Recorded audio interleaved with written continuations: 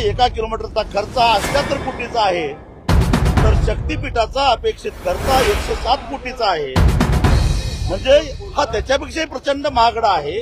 त्याच्यामध्ये प्रचंड मोठा घोटाळा आहे, भ्रष्टाचार आहे, जवळपास 50,000 कोटी रुपयाचा घोटाळा आहे. आणि म्हणून शक्तीपीठ जनतेच्या इच्छेच्या विरोधात लादणं हा मोहम्मद तुघलकी निर्णय ठरेल.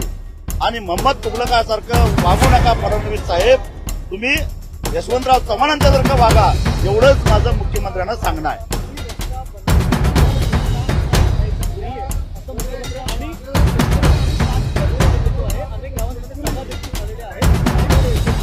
इथं शेतकरी जमीनच द्यायला तयार नाही तर तुम्ही देणार आहे कोण?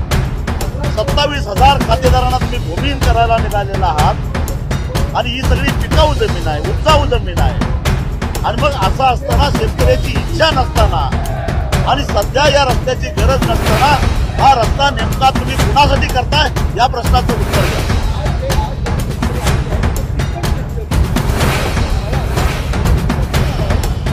फक्त येताना त्यांनी आपला 7-12 घेऊन यावा आणि त्यांच्या शेतातून रस्ता जातोय का हे आम्ही नकाशातनं